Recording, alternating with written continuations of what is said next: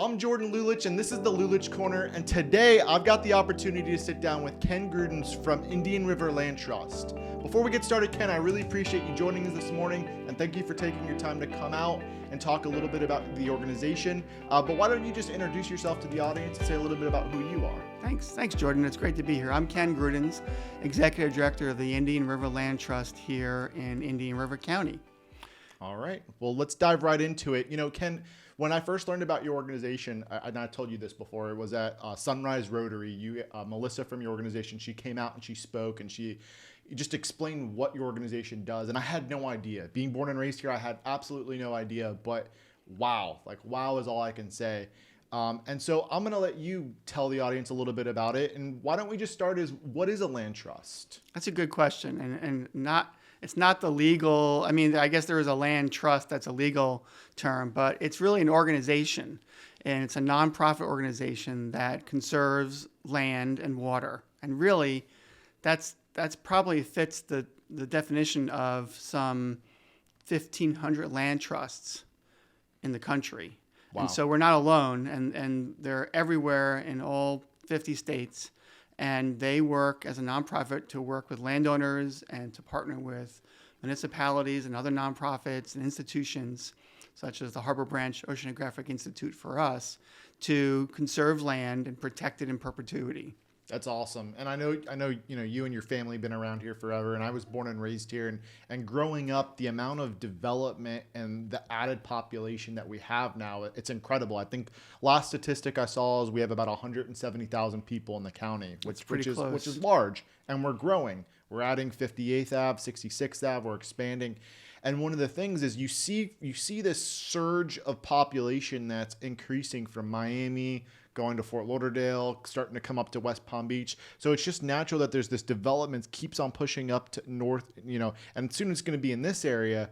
And so what you're saying is that your organization allows certain properties to be refrained from being developed. Right. And we're not here to stop the development. There's no way we can. Yeah, there's enough land to go around for everybody. I mean, I think the population has grown by some 35% in the last 20 years. Wow. And so that's a big number. But our job is to try to make sure we're protecting the important wildlife corridors and the important waterways that run through this county, and to protect our drinking water sources, and to provide places for people to go and enjoy and drive by, and always know that there's some amount of green space and open space that people can enjoy. Yeah. That balances the development that's going to occur here. We're not going to stop the development, and we're not trying to. And there's enough land to go around for everybody, like I said before. So that's quite a bit of population growth in the last 25 years. When did Indian River Land Trust form, and really what caused the formation of the group in which you now oversee? Right. Yeah, most land trusts, there's some impetus that kind of gets a group of volunteers going to form a nonprofit. Mm-hmm. In this case, it was the threat to McKee Botanical Garden. The used to be McKee Jungle Gardens, as you may remember. Yep. And it had gone kind of by the wayside, and then it was going to be developed. And it woke up a group of people to say, we can't see McKee be lost. Right. And so the land trust formed in about 1990, a little before that, but officially 1990. And saved McKee Botanical Garden. And it was a 10-year, $10 million project. Wow. So that was essentially the motivation for the group to get started. Exactly. That was it. And when that was completed, there was another group, a similar core group of people that said, there's more we can do in this county. And so really they sort of separated from McKee at that point. McKee formed its own official nonprofit, McKee Botanical Garden, and the land trust moved into the rest of the county and began to work with landowners and with important conservation lands, mostly along the lagoon. So the focus starting out for the first 10 years was McKee, but then the groups kind of separated. Indian River Land Trust was then officially formed, and the focus has since been the same since the group has formed back, probably 2000? 2003. Right. I mean, it technically was still a land trust, but it's sort of separated out. And the focus very quickly became the importance of protecting the Indian River Lagoon, the shoreline, and beginning in 2009, we started acquiring lands that were near the lagoon or literally on the waterfront. And since that time, we've really acquired 1,200 acres. Wow. And 12 miles of shoreline that were still vulnerable to development. Yeah, it's one, for me, when I moved away, the one thing I missed about this area, because in high school, I thought this was God's waiting place for something bigger and better. Couldn't wait to get away. And then I realized, wow, how special is that lagoon? How special is that river? But it's easy to let it go on the wayside and to ignore that, ignore the uniqueness of it. So it's really something that we have to be careful about. And that's awesome that you guys are looking to try to protect it through acquiring land that's around it. What are a few examples of the organizations and agencies that the Indian River Land Trust has worked with within its work of acquiring land and maintaining the land? Right. Well, it's amazing. It's a myriad of organizations and agencies, but a couple that come to mind are the Harbor Branch Oceanographic, which I mentioned earlier. Yep. And we're working with the Environmental Learning Center. Mm-hmm. We're looking to work and have worked a little bit with the Brevard Zoo. Okay. And this is at one of our special properties. And we're also working with U.S. Fish and Wildlife Service, the Mosquito Control District, which controls mosquitoes all along the lagoon in the wetland impoundments. And we're actually working with the Clean Water Coalition of the county and the Economic Opportunities Council, because we're actually helping to provide funding to convert septic systems to sewer to eliminate pollutions into the lagoon, direct pollution. Right. So that's another new project we're working on where we're helping to fund lower income homeowners to help pay for the connections to sewer systems to get these systems from draining directly into the lagoon. So the quality of the water is something that's on, I guess, the radar for the Indian River Land Trust, because I've seen, compared with 20 years ago, just the amount of fish or the amount of seaweed or grass beds, the clarity of the water. I mean, it's noticeably different from, as you know, noticeably different from 20 years ago.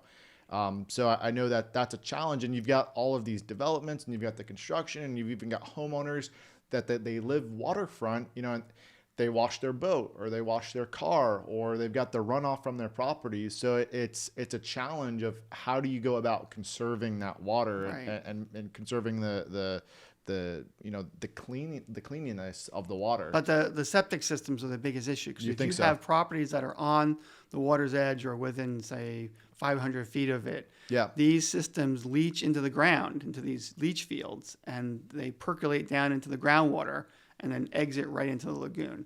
So it's been determined or looked at by scientists through Harbor Branch that probably the single biggest problem, it's not the only problem, are the septic systems that are polluting our lagoon. So our goal is to try to get these septic systems out of the ground and connected to sewer systems, which then carry it away to a sewage treatment plant, which are not perfect either, but it's a lot better.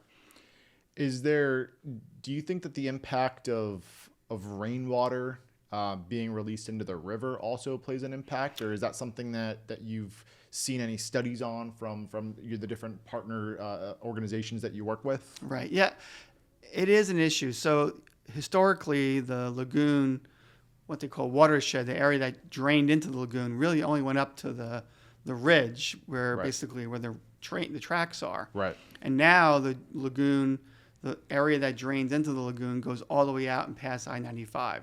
So you're adding a lot of extra fresh water.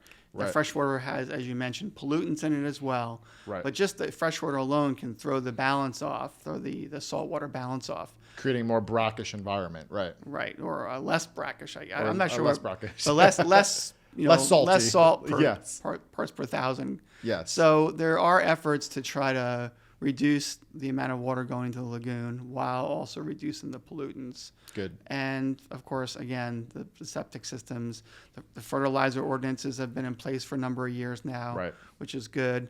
So I think everyone's trying to row in the same direction, and I think we're going to get there. It's going to take time. In the meantime, we're going to continue to protect land, provide access to property so folks can enjoy and appreciate what these wildlands have to offer, including a project that's coming up called our Coastal Oaks Preserve. We're creating a living classroom for adults and youth alike to try to basically learn and conduct research about these types of habitats the property owns, and also about the lagoon. That's great. And I think that your organization and your mission has increased in awareness in the county tremendously. And I know that there was a recent referendum passed by Indian River County, the environmental land bond referendum in November of 2022. Why don't you talk a little bit about that referendum and how that impacts the organization, Indian River Land Trust, and what the Indian River Land Trust now is doing in light of that bond being passed? Great question. The Land Trust was a critical piece of getting that referendum on the ballot and getting it passed. We took the lead and seeing that come to fruition, working with some other groups and other individuals. What that means for the county is that there is another $50 million that is available to the county government to acquire additional properties that are potentially important to them and the criteria that they've developed. And that very much parallels a new strategic plan that we've developed, which really looks at trying to accelerate the pace of conservation and to expand the work we're doing. So we're moving off the lagoon really for the first time in 16, 17 years to try to begin to look at the whole county. And that's what the county is doing as well. So it's an opportunity to potentially work with the county on cost share projects or work with landowners to bring them to the county to make application for county project funds, to work with the landowners to look at other programs that are available. So we're really looking out to the four corners of the county again to try to work and protect these wildlife corridors and waterways. And that's super exciting. And that was just passed in November of 2022. So not even a year ago, just about 11 months ago that was passed.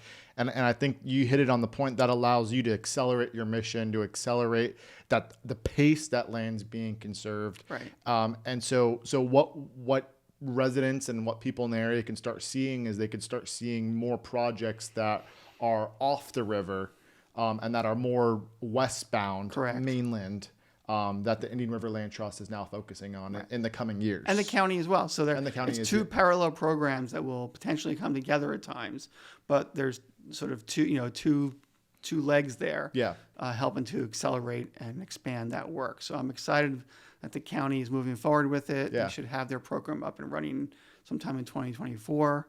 And we're already up and running. We're actually looking at some properties that are off the lagoon for the first time, and we're excited about those. And hopefully we'll be able to talk about that more in the future. Okay. Yeah, absolutely. Well, Ken, I appreciate you coming on the show today. I appreciate you talking about Indian River Land Trust. Really exciting information, really exciting projects that you guys are working on. And it sounds like it's just getting started and there's a lot more to come. Ken, if someone wants to learn more about your organization, learn about the projects that you currently have open that are accessible to the public, how do they learn more information about that? I think probably the website is the best place, and the website is IRLT.org. And you can go there, and we keep it up to date pretty well. And you should be able to learn about places you can go hike and places you can go walk and enjoy the great outdoors that Vero Beach and the county has to offer. Well, I'm Jordan Lulich with Lulich Attorneys. This is the Lulich Corner, and we'll see you next time. Thanks for joining in.